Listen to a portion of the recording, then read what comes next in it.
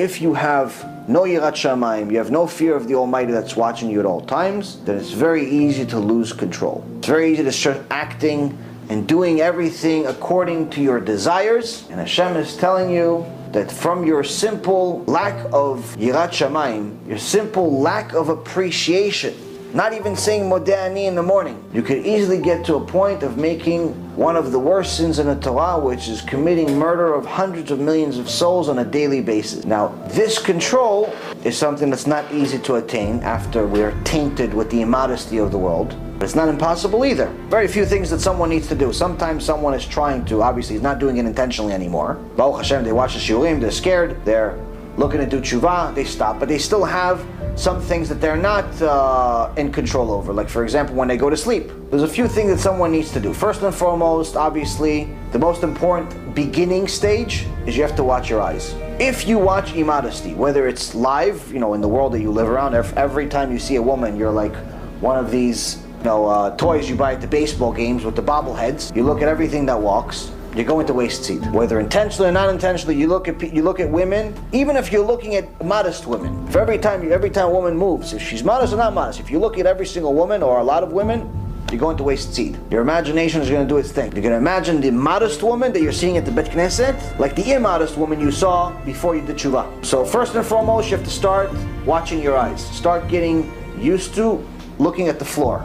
Start getting used to training yourself that every time you see a woman, you see what you need to see, which is saying hello if you need to say hello, and then looking away or looking into nothing. Sometimes I could look straight at you. This is Baruch Hashem, takes some time, but I could look straight at you, but I'm not really looking at you. I'm looking, you see me as looking at you, but I'm really looking on top of your head or on the side of your head. I'm not really looking at your face.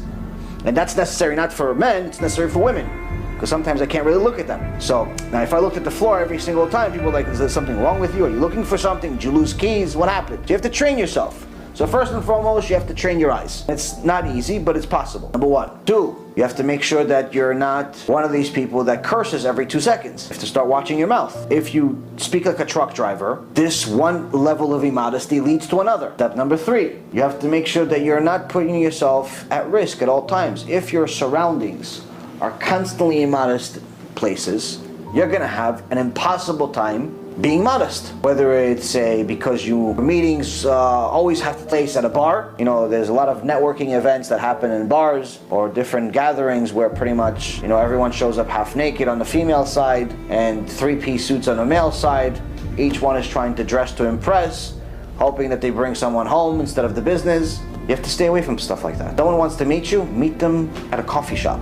Meet them at your office. You don't need to go to those places. You don't need to go there. There's plenty of ways you can make business without necessarily putting yourself in a place that's full of immodesty. I understand people think, oh wait, but maybe I'm going to lose an opportunity. Well, yeah, if you don't believe in God, then yes, you'll lose an opportunity. But if you believe in God, then God knows that you're not going there, not because you don't want the business. You're not going there because you don't want to see immodest women.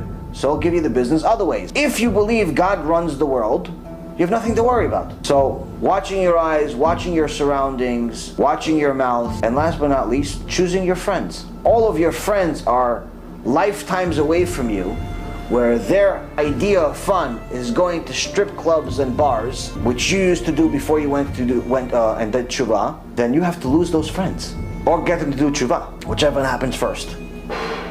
If you can't get them to do tshuva, you have to lose your friends. Eventually, the stronger your tshuva is, the more that relationship is going to lose its meaning, because you're going to have less and less in common. So the point of all of this is to understand that Hashem is telling us here, this one of the first 7 mitzvot that we've gotten in the world. It's a critical mitzvah. Don't waste seed. You learn it from Noach. I destroyed the world because of this. But the only reason why it got to such a high level sin is because people could not control themselves. A very, very simple thing to do if you start with the right foot. If you teach your kids from the beginning, when they're 3 and 4 and 5 and 6 years old, that they have to have structure, they have to say thank you, they have to wash their hands, they have to keep their hygiene, they have to pray, they have to study, they have to do all these different, if you teach them structure, but with the meaning that you're doing it for something, you're doing it for someone, you're doing it for HaShem. You're not doing it because you want to read books for no reason. there's a reason for all of it. You're giving yourself a structure, and Be'ezrat Hashem, you won't get to such a high level sin. But if there's no structure, and if you're just doing it for, pretty much just because somebody told you to do it, and you don't get your questions answered, eventually you're going to fall off, and Hashem Yerachem, what can happen?